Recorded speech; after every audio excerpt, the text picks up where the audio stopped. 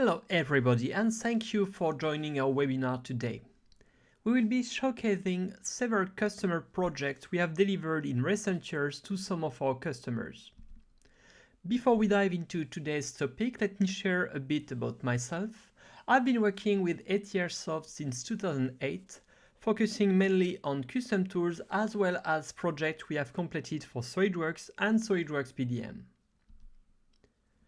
Projects we deliver typically fall into four main categories: ERP integrations, data and file migrations, custom add-ins for SolidWorks or SolidWorks PDM, and customization built on top of custom tools.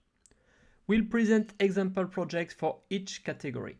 Our goal for today is not to dive into detailed presentation of each of those projects that we did, but more to give you a general overview. Let's start with ERP integration. There are two possible ways to integrate SolidWorks or PDM with ERP system when using custom tools. You can generate a customized text file or then have direct integration between SolidWorks or PDM and your ERP system. The first approach is to use a customized text file such as a CSV or XML, which is then imported into the ERP system. Typically, items and bonds are created and updated manually in the ERP system. Using a customized text file can reduce some of this manual effort. Each ERP has specific formatting and rules that must be followed, which can make the process complex. While generating an XML file from PDM can be very easy, creating an XML file that can be easily imported in the ERP system is more challenging. For the XML outputs, we can configure the file structure to align with the specific rules and structure the ERP system requires. This process involves building logic around the metadata extracted from SolidWorks properties. XML files often need to follow strict formatting rules, and our customization ensures that the generated file is compatible and ready for import into the ERP system. Here, we have an example that was used to generate an XML file for PMI, a French ERP system. We have metadata collected for the top-level assembly to create item and a bill of material. Then, we add the tags required by the ERP for the top-level assembly. Those are used to define a routing operation for the assembly. As we move further down in the file, we encounter a port. Typically, XML import can automate the creation of both bill of material and item in the ERP in a single operation. Since this part is a sheet metal part, we also needed to include information about the catalyst item, which is used for material consumption. As a part is made using the catalyst item feature, it needs to be sent for laser cutting. We also perform calculation for the cutting time based on factors such as cutting length, thickness, and the number of holes to cut. We also detected that the part had some bends and added logic to the XML file accordingly. The second approach that we will review today is the direct integration with an ERP system. The problem is pretty much the same as with the text file export. The customer wanted to automate the creation and update of item and bill of material in Monitor G5. The ERP had an API that could be used to serve that purpose. Here, we are using the official methods of communication that the ERP is providing. This is a real integration as data is pushed directly to ERP. With a direct integration, the logic can be more advanced as we can pull data from the ERP into the export dialog of custom tools. Let's move to data and file migration, which are quite often complex projects. We have completed several migration projects from different PDM or PLM systems to SolidWorks PDM. One of the main challenges in replacing an existing PDM system is managing the legacy data. All metadata and files must be migrated to the new system to ensure that the legacy data remains accessible and usable when needed. Files needs to be extracted from the current system and then pushed to SOLIDWORKS PDM. For this project, we used an intermediate database, which allows us to fix issues with the files and metadata. During the migrations, files are copied into the PDM Vault, where we can establish storage rules based on metadata.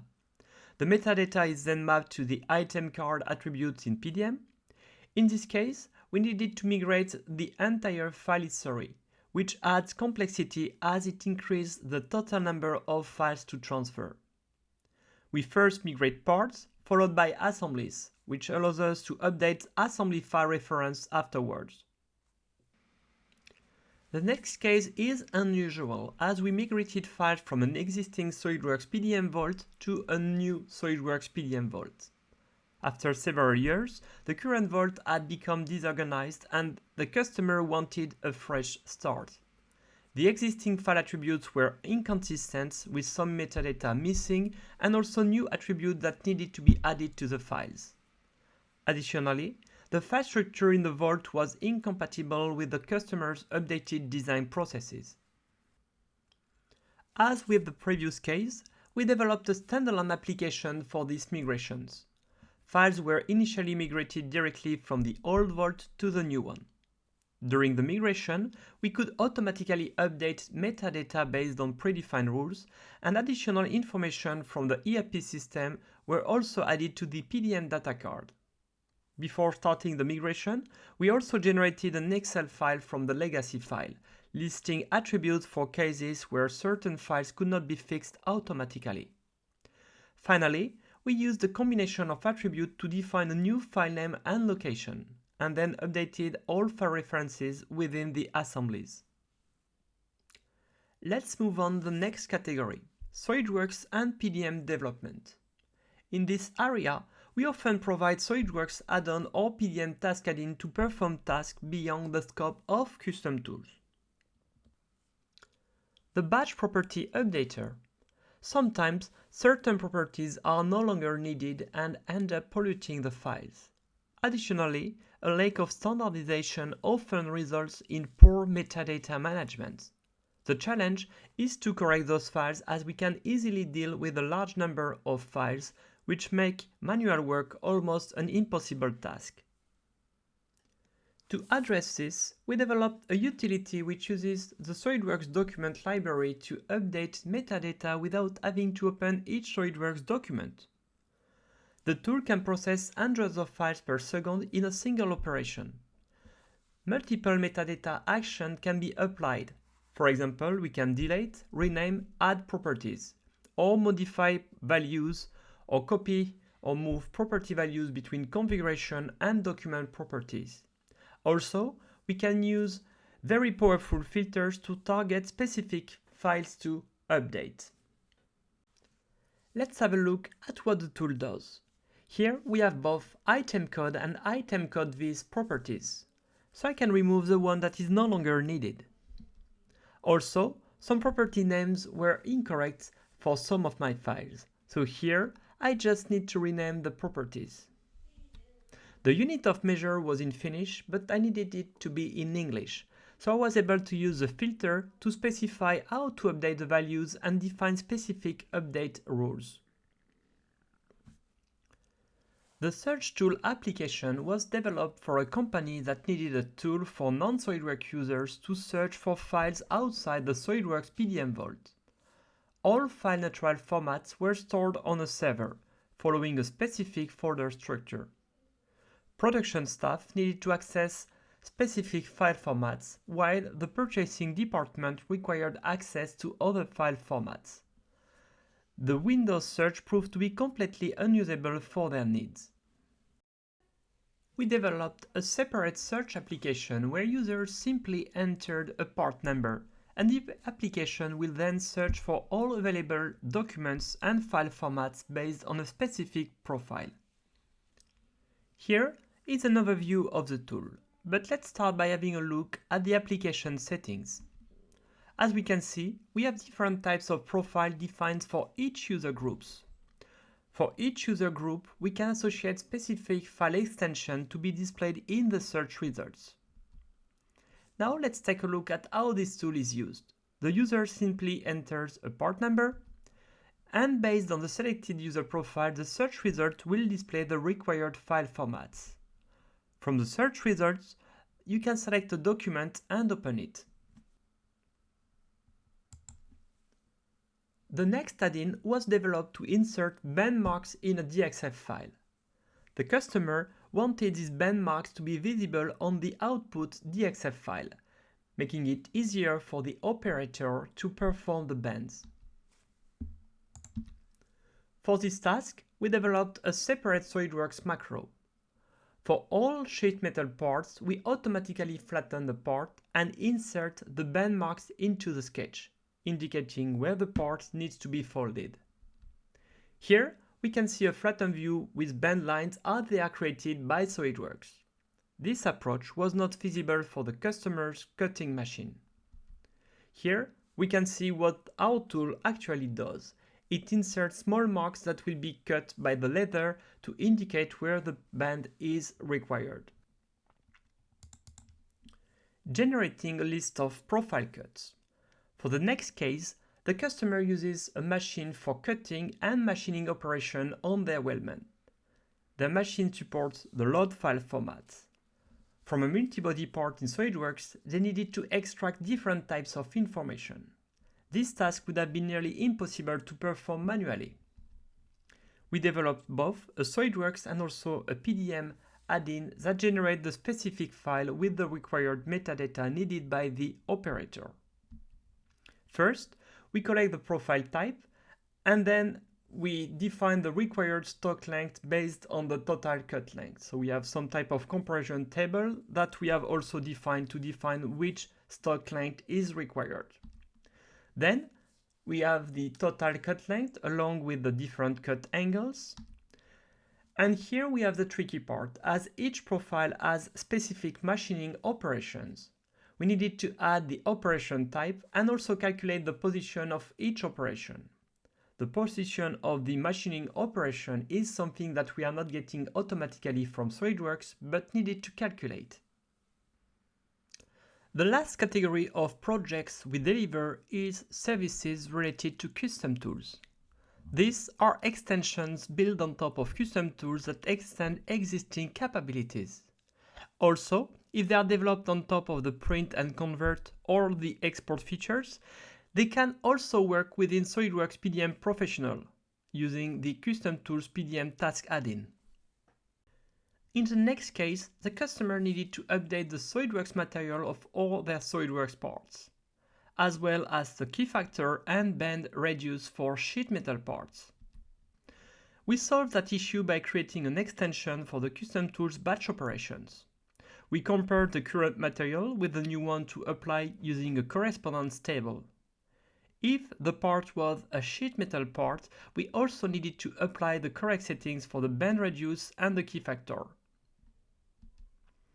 Running a batch updates for all files would have been very challenging, as updating the SolidWorks materials requires opening each part individually in SolidWorks, changing the material and performing a rebuild. For this reason, we choose to initiate the update from the top-level assembly within the batch operation dialog.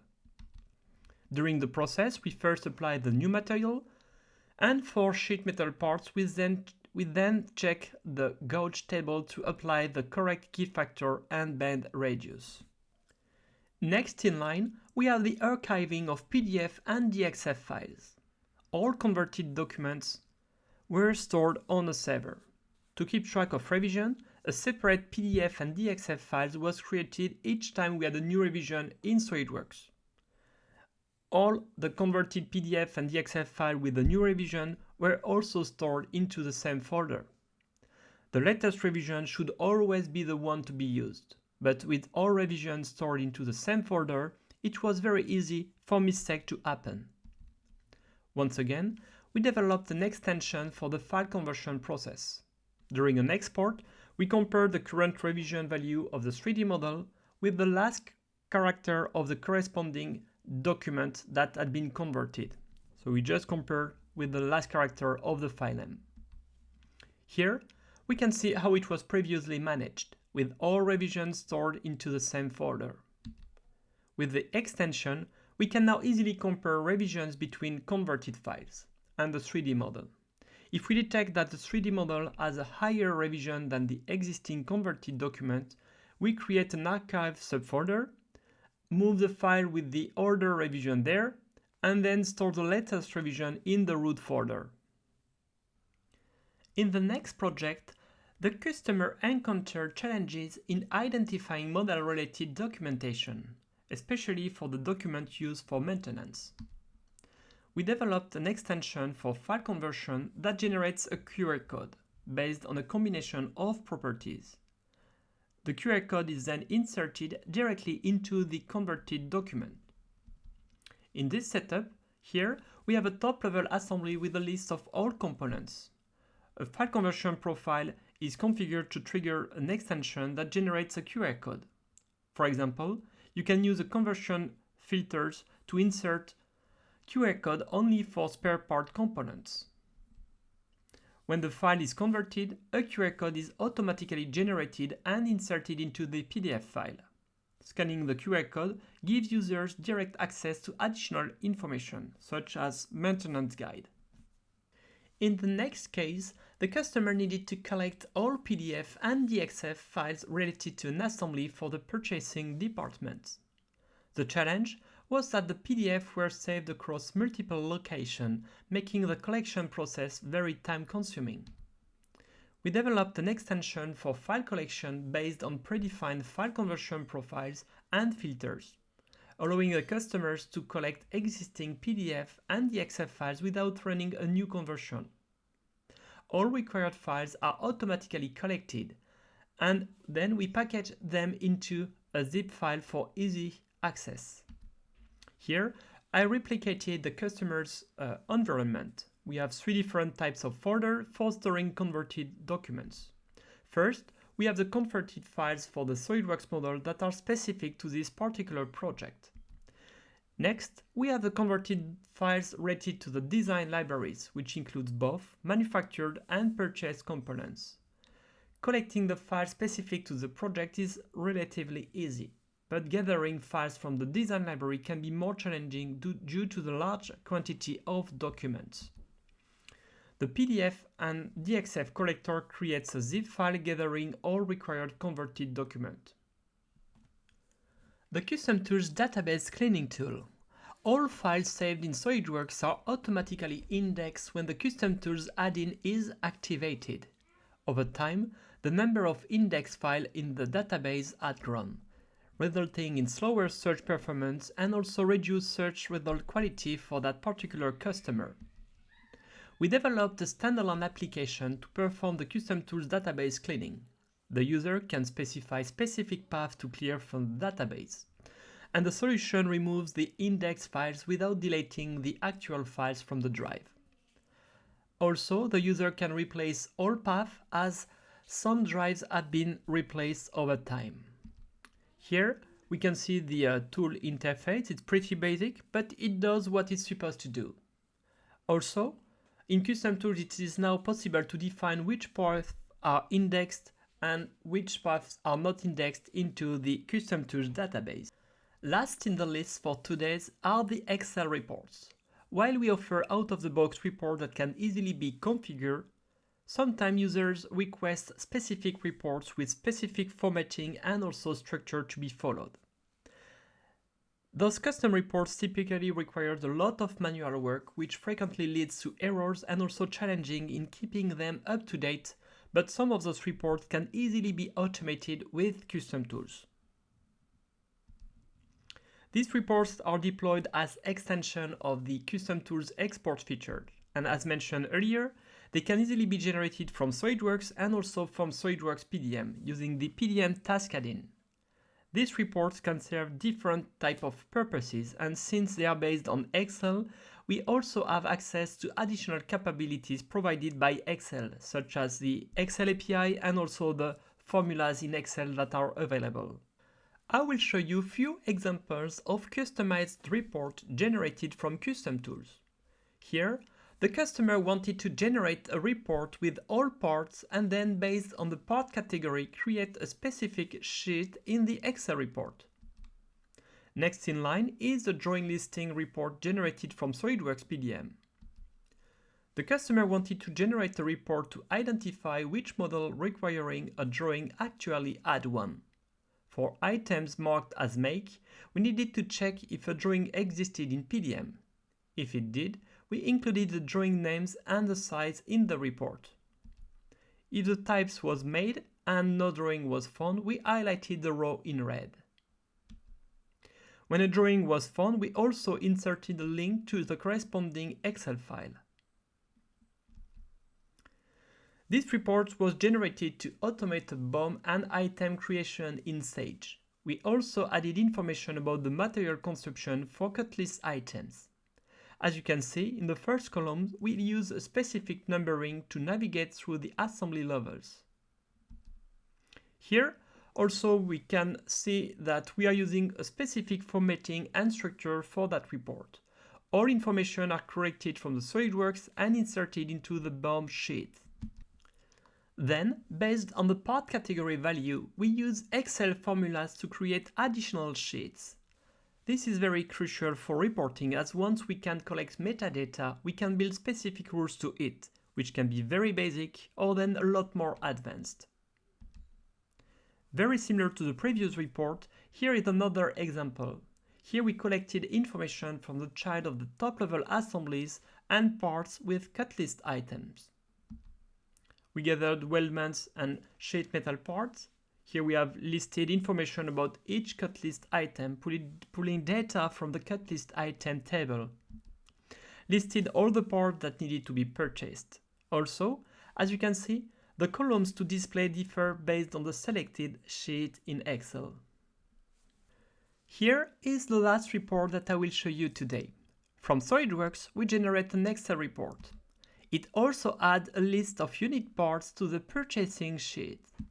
As we can see, we are missing some data. When the user clicks on the Get Data from SAP, Excel retrieves information directly from the ERP system and inserts it into the Excel file. This includes the cost, supplier, PO number, and quantity to order.